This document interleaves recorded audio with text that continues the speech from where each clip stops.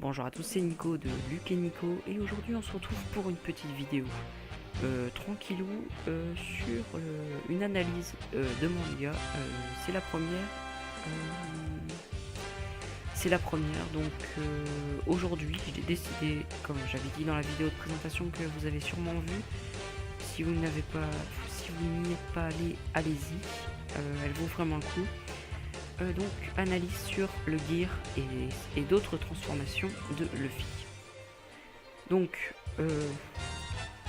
dans chaque gear ou transformation de Luffy, je vais vous expliquer quand ça s'est passé, pourquoi il l'a utilisé et quelles améliorations ça fait, comment ça marche dans le cœur de Luffy, pourquoi lui il peut faire ça et pas n'importe qui. On va tout vous expliquer, enfin je vais tout vous expliquer. C'est parti. Donc ce qu'il faut savoir déjà, puisqu'on va commencer par les gears, c'est qu'il n'y a pas de gear 1, gear n'importe quoi, le gear 1, parce que le gear 1 c'est la forme de Luffy habituelle. Donc on va pas expliquer le gear 1 puisque vous voyez Luffy, donc c'est bon. On va plutôt parler du gear second, gear third et gear fourth pour les gears. Alors ce qu'il faut savoir, gear ça veut dire équipement en anglais. Donc équipement équipé, Luffy est équipé d'une force supérieure à la normale. Il a réussi, comme le disait Crocodile à la Basta, à perfectionner son pouvoir. Donc là, pour le Gear Second.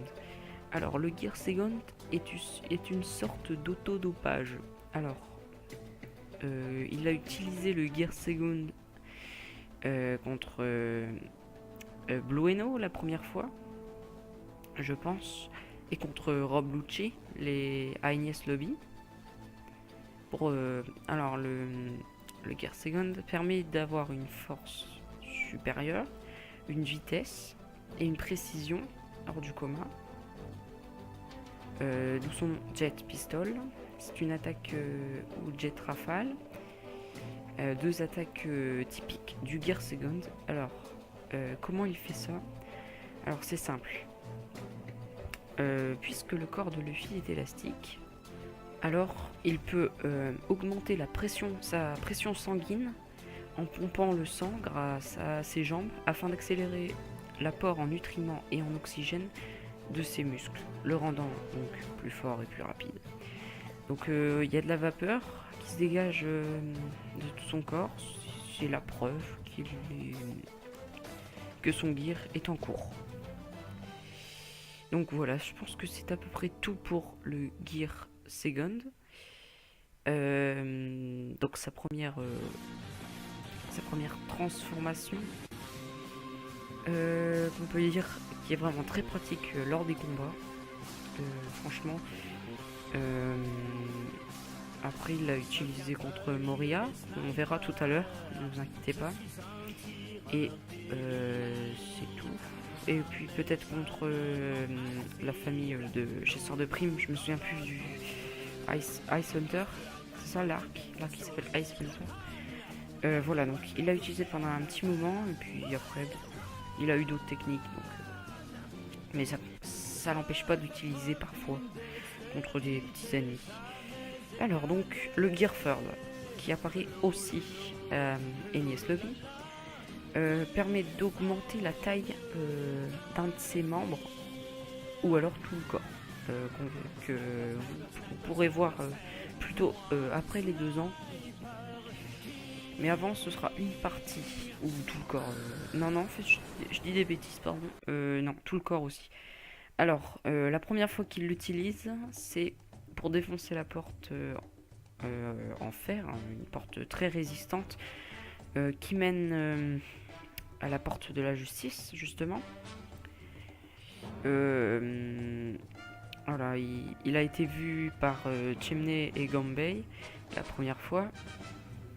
Alors, Luffy donc insuffle de l'air dans ses os, permettant d'avoir une partie de son membre il peut la diriger partout dans son corps, hein, permettant d'avoir un membre très résistant. Et de pouvoir augmenter bien sûr surtout la force. Une attaque typique du Gearford.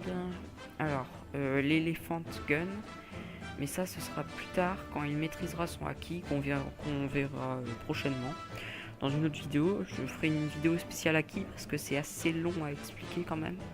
Il y a plusieurs haki. Haki des rois, haki d'observation, et j'en passe. Et donc...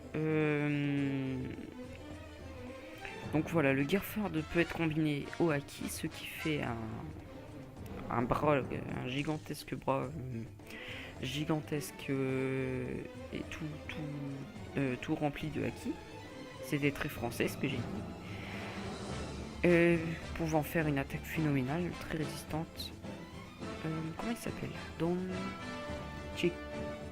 Chigao. Enfin bref.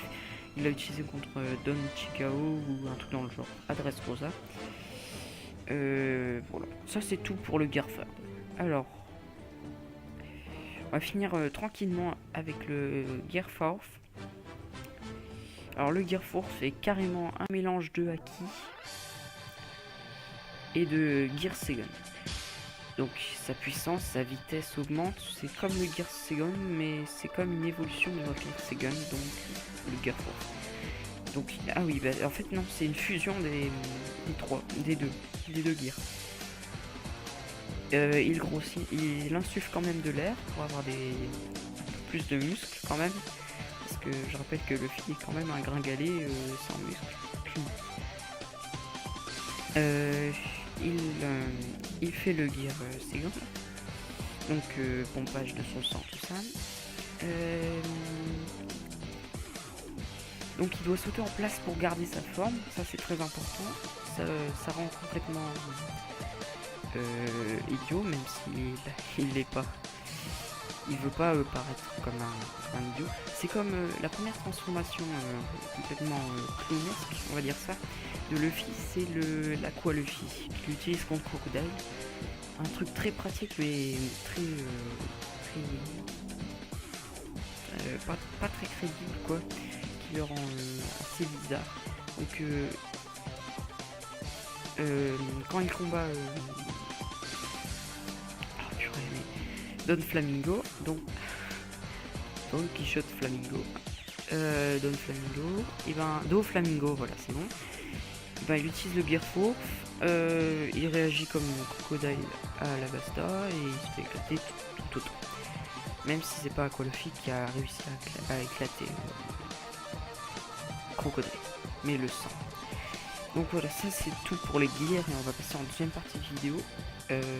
Une transformation qui m'a vraiment plu, Nightmare Luffy. Alors, comme le Gearforce, vous avez pu voir Nightmare Luffy dans la vidéo de présentation, en arrière-plan. Nightmare Luffy, alors, c'est Luffy, d'accord, avec une accumulation d'ombre, donc 100 précisément, je m'en souviens, sans ombre dans son corps. Donc, faut rappeler que un homme a une ombre, et l'ombre fait partie de l'homme. Par exemple, si vous êtes un très bon tireur, votre ombre sera très bien tirée. Donc, si on met l'ombre d'un très bon tireur à quelqu'un qui ne sait pas du tout viser, et ben ce quelqu'un, et ben il sera visé. Donc là, ce qu'ils ont fait, le capitaine Laura et tout son équipage, ils ont capturé des ombres dans l'arc Thriller Bark. Bon, et ils l'ont mis à Luffy pour qu'il ait tout plein de capacités, notamment le manier le sabre, c'est impressionnant, la puissance, la vitesse, enfin bref, très amélioré, mais par contre il ne peut l'utiliser que pour le but. Donc en gros, voilà le topo. Donc Luffy et tout son équipage arrivent à Thriller Bark, qui décide de récupérer l'ombre de Brook. Enfin, pourquoi non, ils sont emprisonnés, ils sont emprisonnés à Thriller Bark. Donc franchement, ils n'ont pas d'autre choix à faire. Moria capture Luffy, Zoro et Sanji et Brook non, pardon, volent leur ombre et les rejettent sur le bateau. Luffy veut combattre Moria, donc il le trouve. Moria part dans la forêt, envoie son double de lui-même, qu'il a créé avec son ombre. Luffy le pourchasse, quand soudain il tombe sur l'équipage du capitaine Laura, je pense. Et cet équipage décide de donner à Luffy toutes les ombres qui sont capturées. Parce que une fois qu'un zombie a été vaincu avec du sel, le zombie possédant l'ombre de la personne, l'ombre s'en échappe. Il capture l'ombre et les sans ombres les ont mis à Luffy. Et c'est comme ça que pendant 10 minutes, il a pu vaincre Rose. Et Moria en même temps. Donc, c'est seulement pour 10 minutes, c'est ça qui est un peu dommage. Mais bon, après, tout est rentré dans l'ordre, tout le monde a récupéré son ombre. Et voilà, ça c'est pour Nightmare Luffy. Donc il est tout bleu, bizarre. Il a des yeux bien forcés en noir. Et une puissance phénoménale, c'est surtout ça qu'on retient de Nightmare Luffy. Donc voilà, c'est tout pour cette analyse assez longue, ou bref, ça dépend, de 11 minutes quand même. J'espère qu'elle vous aura plu. Dites-moi dans les commentaires qu'est-ce que je devrais faire comme théorie moi, sur un manga en particulier. N'hésitez pas à vous abonner à la chaîne. Luc devrait sortir sa vidéo prochainement, une de ses vidéos, ne vous inquiétez pas. Et donc voilà, je pense que c'est tout pour aujourd'hui. Abonnez-vous hein, surtout, et n'hésitez pas à nous contacter par l'adresse mail ou dans les commentaires. N'hésitez pas à donner vos critiques, vos remarques, tout ça, on en tiendra compte, franchement. Voilà, c'est tout. Passez deux excellentes...